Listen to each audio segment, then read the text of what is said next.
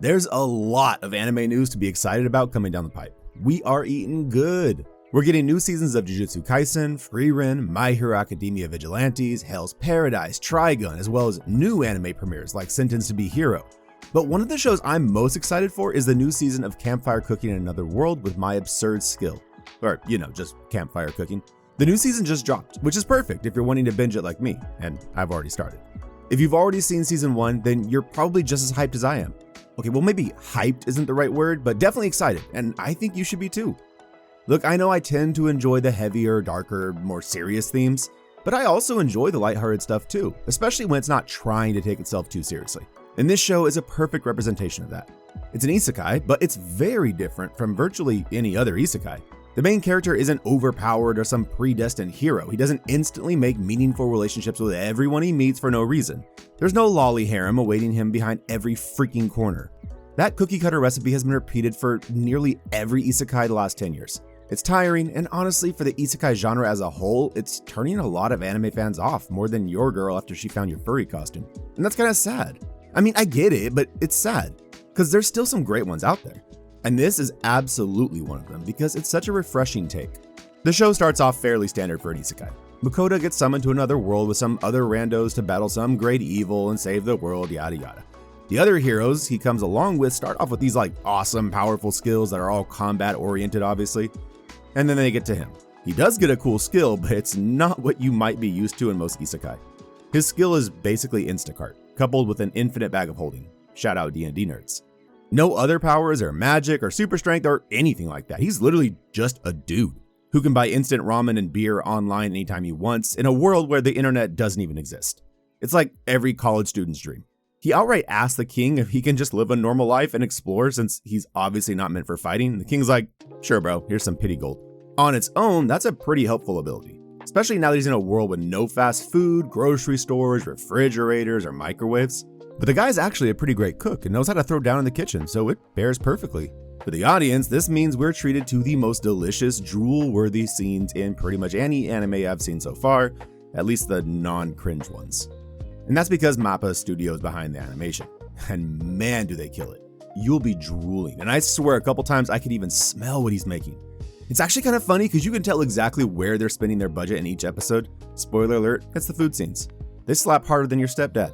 The show also provides loose recipes narratively of what he's making if you want to be bold and recreate them at home yourself, which I think is awesome. Sometimes we don't realize how obtainable some of our favorite meals are, and maybe are intimidated by what we assume is going to be some super complicated recipe. But most of the dishes he cooks in the show, which are things most of us have eaten, are surprisingly easy to make with common ingredients found at most grocery stores. So I say take a shot at one of them, take a chance on yourself, and learn something new.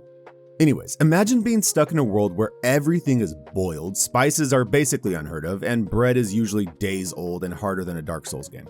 So basically British food today. Now imagine you have instant access to any food, ingredient, or cooking utensil you could possibly want.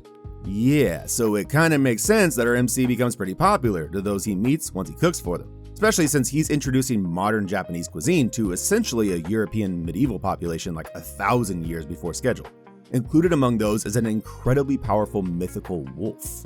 Instead of Makoto being immediately killed, he ends up becoming besties by preparing some ginger fried pork of all things.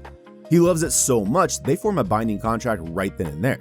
His new BFF protects him, as long as he agrees to keep cooking for him, and hunts various fantasy creatures, which not only keeps Makoto safe, but also allows him access to new ingredients native to this fantasy world, which unlocks even more combinations and recipes. Oh, and later on, he gets this little adorable slime monster baby, who's kinda restarted, but he's so stupidly cute, I would commit war crimes for him. And that's kind of the story. It's not some super complicated plot with twists and turns, but more about exploring this foreign world, discovering cool new ingredients, cooking delicious food, making buttloads of gold, and just being an overall chill, lovable guy. But he's not boring or bland, and the show has enough substance and development to keep your attention while giving you that fantasy world vibe fix you might be looking for. It's also lighthearted enough to binge in the background, or when you're just wanting something chill to watch while you think of new excuses to not go outside and deal with people. I love to cook myself, so I'm naturally drawn to this kind of stuff, but you don't need to be a Michelin star chef to enjoy it. Do you like food? Do you do a little happy dance whenever you see the server bringing your plate to the table? Did your family stop inviting you to dinners because you wouldn't stop moaning while eating tacos? Anyways, it's a charming, family-friendly show with very little fan service that I think almost everyone will love if you give it a chance. It might not have tons of cool action and fight scenes all the time, but every aspect of this show is pure wholesome fun, from the art style and humor to even the soundtrack.